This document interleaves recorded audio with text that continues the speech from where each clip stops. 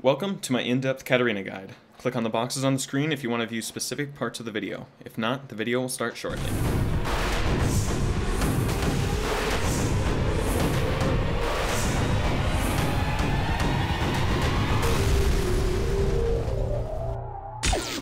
Welcome to the League Gamers in-depth Katarina guide by Fanta.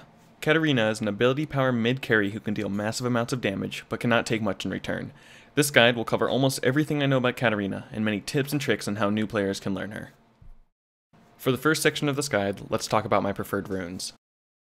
For quintessences, I like to take flat AP for extra early damage and more scaling from Rabadon's death cap late game. For marks, I take magic penetration to deal slightly more damage to enemies. For seals, I take health per level to give myself a slight health advantage that increases throughout the game. For glyphs, I take magic resist, allowing me to take less damage from the standard ability power mid enemy. Now let's take a look at the Masteries. For Masteries, I like to take 21-9-0 as shown on the screen. This allows me to deal more damage from the offense tree, as well as pick up some extra health per level, as well as flat health and some slight magic resist from the defense tree. Now, let's look at the summoner spells. My two preferred summoner spells are Flash and Ignite. In almost every case, I would suggest these spells, because Flash gives you a way to escape or engage, and Ignite gives you a good finishing spell and extra damage. Now that we have covered pre-game Katarina information, let's move on to our in-game. First, let's take an in-depth look at her abilities. Katarina's passive is by far her most important feature, though you will not actually need to use it on purpose. Her passive is called Veracity. On champion kill or assist, all of Katarina's cooldowns are reduced by 15 seconds. This allows for Katarina to easily pick up kills and quickly refresh cooldowns to deal massive amounts of damage. Katarina's next ability is called Bouncing Blade and is by default bound to the Q key. Bouncing Blade throws a dagger dealing damage to an enemy and bouncing to the next 4 closest enemies. In addition, enemies hit are marked for 4 seconds. If hit again by auto attack or spell, the mark will ignite, causing bonus damage.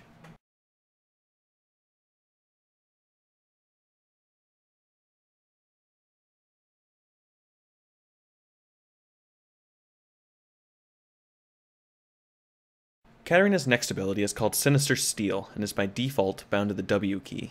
Katarina whirls daggers in a circle, dealing damage. In addition, if she hits an enemy champion, she gains bonus movement speed for 1 second.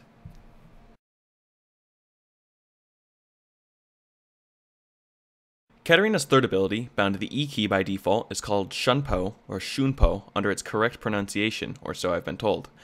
On activation, Katarina moves to her target's location, dealing magic damage if the target is an enemy.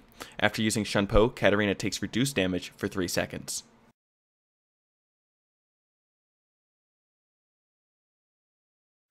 Katarina's fourth and last ability, known as an ultimate, and bound to the R key by default, is called Death Lotus. On activation, Katarina begins spinning, throwing daggers at the 3 closest enemy champions, dealing magic damage over 2 seconds. Daggers apply grievous wounds, reducing incoming healing. This is a channeling ability, meaning that it can be interrupted by crowd control such as stuns, knockups, and silences. Also, be aware that this spell can only be cast if there is at least 1 enemy champion in range of the spell.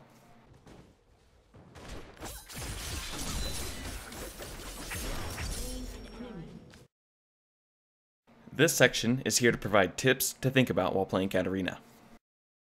What I mean by proper spell combos is the order in which you use your abilities Q, W, E, and R when fighting opponents or clearing waves of minions.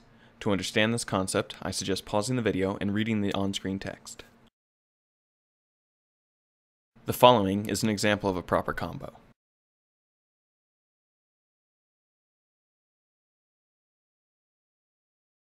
In almost all situations, I suggest leveling your abilities in this order. Death Lotus R, which you can only take at levels 6, 11, and 16. Next, Bouncing Blade, which is your Q. Next, Sinister Steel, which is your W. And last, Shunpo, which is your E. For a full skill order, check the description.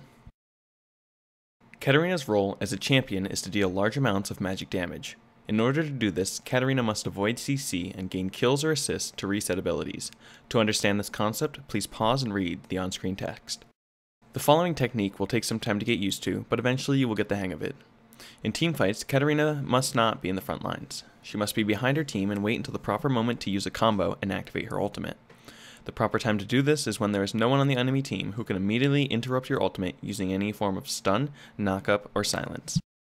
If you are looking to learn more about Katarina, I highly suggest watching a full match of Katarina play uploaded by myself. While watching this, look for the techniques mentioned in this video. In some situations, I may use Katarina incorrectly, so look at these situations in the video as a way of learning from my mistakes so you do not make them too.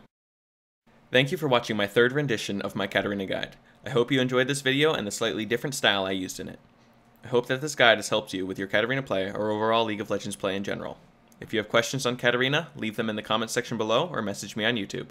Once again, thank you for watching my video. If you enjoyed this video, please subscribe.